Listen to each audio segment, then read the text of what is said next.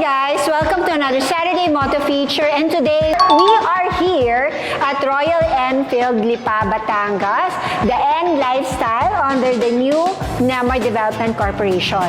So ito, nandito tayo para i-share sa inyo ang isa sa mga mabentang-mabenta ng Royal Enfield, the Hunter 350. Pero bago ang lahat, kung bago ka lang sa aking YouTube channel, please don't forget to like and subscribe para updated ka sa mga ating darating mga moto features in the future.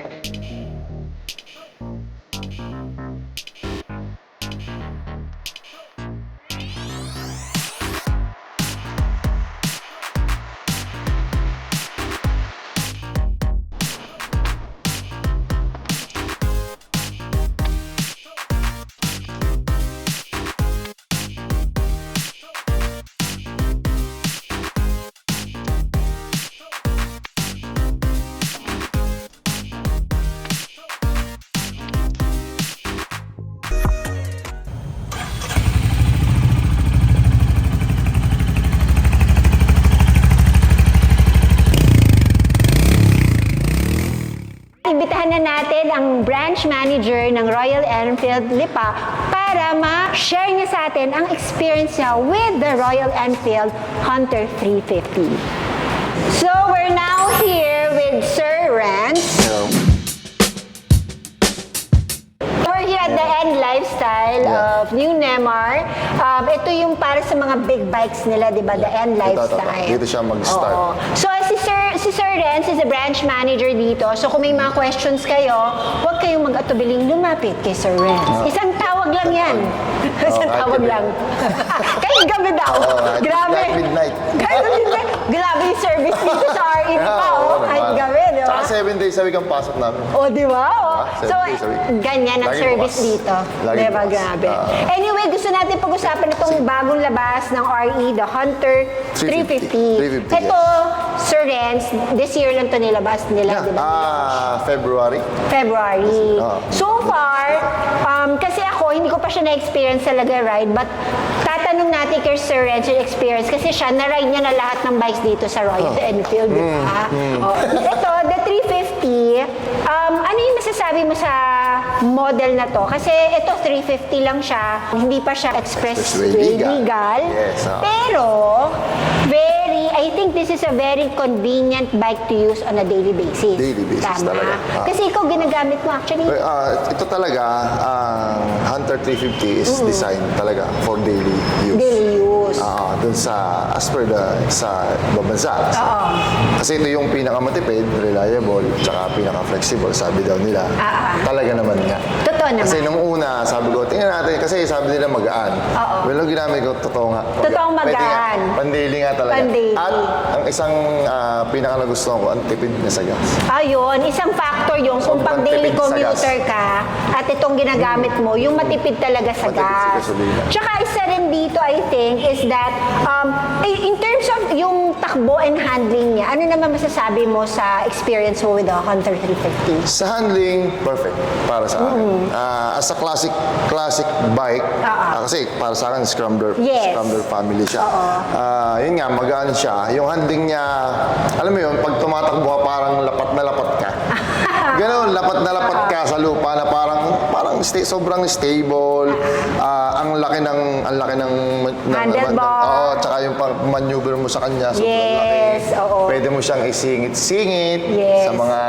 Pag mag-lane filter kayo sa mga traffic. Yeah, sa traffic kasi hindi natin maiwasan. Kasi Oo talaga, nga. yun talaga ang ano natin as a rider. Minsan, kailangan nating sumingit, mag-overtake. Pero kaya nga rin tayo nagmotor para mabilis tayo makauwi. Yes. Diba? Mabilis Sobra. din tayo makarating sa Sobra. pupuntahan natin. So ako, ang tatanong ko sa'yo, what's the best feature para sa'yo for this Hunter 350? Yung masasabi mong favorite mo dito sa... Kasi syempre, marami tayong models ng Royal Enfield, di ba? Bawat isang unit, they have their best feature. Pero for you, ano yung favorite mo dito sa Hunter 350? Kasi ang feature naman ni Hunter, lahat ng Royal Enfield na bike, isa lang. Dalawa lang. I mean, Iisa yung features nila. Pare-para sila. So, yun yung ABS siya na harap at likod, then fuel injected. Yun lang. Wala siyang ibang features like mga traction control. Wala siyang gano'n. Talagang ano. Kasi classic pure, nga eh. Pure motorcycling lang. Yun sa price niya, which is 233. Para dito. 233,000 for the Hunter 350. This is a Rebel series. So, dalawa yan. Meron tayo yung Dapper at saka yung Rebel. And this is liquid cooled? No. This is not liquid cooled. This air cooled? Air cooled lang siya. Air cooled pala siya. Pero, kahit air cooled lang siya, mainit ba? O No.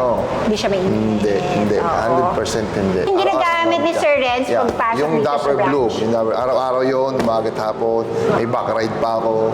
Pero, So, pag mag-backride, kamusta? Pag nag-OBR? komportable din. Komportable Wala, din kasi ba yung OBR? pag hindi siya wala ako naririnig. Nareklamo? Wala reklamo eh. So, ibig sabihin, okay. Diba? Okay siya. Tsaka ako, ikaw yung rider, komportable ka din. Ang lambot O, kasi ng seats. malambot yung upuan. At siya, talaga nakadesign siya talaga pang daily use. Oo. Yun Paano yung- naman kapag umuulan, Sir Renz? How's the feeling of the bike? Okay naman siya? Yun nga, stable pa rin. Hindi siya, kasi alam mo na, may ABS pa naman tayo. At same, May safety feature tayo na may ABS tayo. Yun yung, tsaka yun nga, matipid siya, fuel injected din. Ang kanya gas consumption is 38 km per liter. So this will be the model of Royal Enfield na magaan. Sa Siya yung halos pinakamagaan. Siya na. Tsaka napansin ko nga rin yung kanyang upuan manipes. So this will add on to the seat height kung maiksi ang insim mo. Medyo kaya kasi manipis yung... Kasi yung upuan kasi pag lumapad, Sir Yeah. Renz, nawawalan din tayo ng... Likely din yung reach ng Yes, paa mo. yung reach ng paa mo. So this one, perfect I think for mga lady rider, Yes, sa mga lady rider. kinulang sa height. Marami na nag-prove na. Ang seat height niya is 790. Naman. How about suspension, Sir Renz? Ano masasabi mo sa suspension ng ano? Nung may angkas ka, di ba? How is it? Para siyang naka-design talaga sa pang-touring talaga eh. Parang pag may back ride ka, parang naka-design siya dun eh. Then pag nag-iisa ka, hindi din naman siya ganun katigas. Alam mo yun, hindi ko alam kung anong tawag sa term na yun, pero parang makunat ba? Hindi ko parang ganun eh. Yung sakto Parang lang kahit siya. mapabigla kang preno, hindi siya, alam mo yun, hindi siya tutukot. Hindi siya nagdi-dip ka ganun sobrang lalim. Hindi ganun. Ganda ang suspension. Perfect para sa akin. Nice. Then ito rin po ba, meron ba tayong mga accessories na pwede nilang bilhin for this one? Coming na. Coming na. Yes, coming kasi na. bago. Pero sa mga Actually, nagkaroon na pala. Bali, hindi lang siya umabot pa. Kasi parang na-sold out agad. Well, actually naman, pagka mga classic bikes, wala ka naman talagang babaguhin if you're a classic bike lover. ito na yun. So, ang pinaka-ano mo na lang dito, it's either maglagay ka lang ng leather saddlebag sa Yes, gilid. bigyan mo Diba? na. You can buy naman aftermarket. Accessories naman po kasi, meron naman dito. I mean, meron na siyang pambihis dyan. Meron na siyang para dyan. So, waiting na lang kami sa order namin ng mga accessories. Then, meron na. Yung mga bar end, meron na. Meron na rin. May nakabuild So, na dito. coming na rin pala yan, Okay. guys. So, At saka yun din, yung after service, let's say, ang laki-laki ng service center, yung nasa likod na nakikita Nasa nyo likod, dyan. Ang laki-laki ng service center dito ng Royal Enfield. So, wala na kayong problema. Once you buy here, ayan din ang kanilang Dito na rin, service area. EMS nyo dito na rin. Yes. Na lahat. Tsaka ako, nire-recommend ko talaga, sa kayo talaga, Yeah. magpa-service. Totoo. Oh, meron bang other services, kunyari after sales nito, do you get a free PMS na Once na bumili ka, yung first na free kasi yun. Ayun. Free yung labor. Yeah, free labor for first PMS. Yes, ang bibilin mo lang talaga is Is oil. yung oil and filter, kung ano man yung kailangan. That's it. And the labor is free. O yun, di ba? Tsaka, look at the place. It's very convenient mag-antay. Habang nagpapaservice ka doon, nakikita mo doon sa bintana, Yung kasi pwede ka tumambay rito. Yung kasi talaga yung purpose ito. Yung kung mapasok nakikita mo kita. ang ginagawa. Gusto. Kasi yung ibang mga client, syempre, gusto nila, nakikita nila yung bike nila habang Yes. ginagawa. Maaring medyo, alam mo yun, medyo, ano bang tawag natin sa ganun? Masela. Masela, yes. Gusto nakikita kung kita paano mo. ginagawa. I mean, that's why ito na nga, meron kami ganito Ayun, para kita window. mo. Then, meron din kami dito bike wash. Oh, may bike wash yung din motor mo, pala. yung bike wash na rin natin dito. Oh, sa loob. yun. Galing Meron na. pala.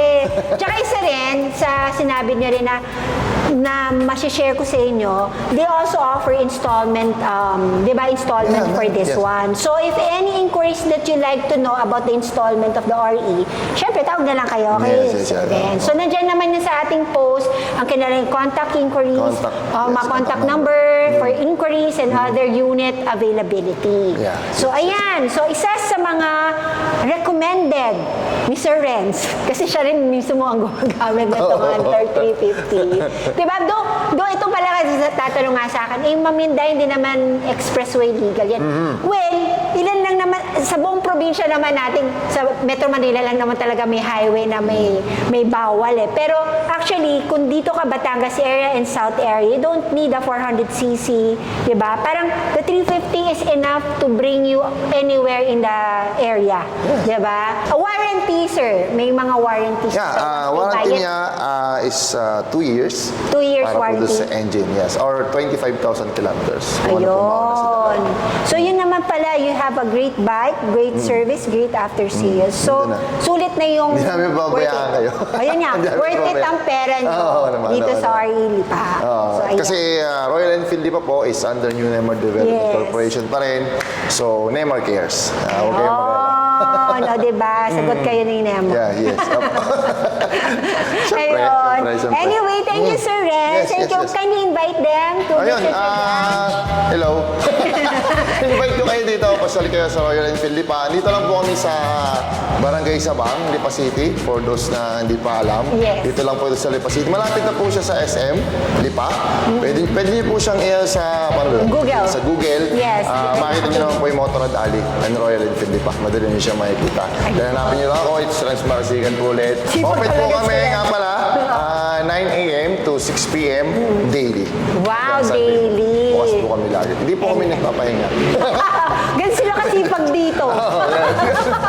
Anyway, ayan guys, this is Okay. another great Saturday Moto Feature. Thank you, Sir Renz. Yes, thank you, Ms. Siyempre, laging paalala ni Hyundai Rider, alam niyo yan. Think safe and ride safe. Bye! Bye!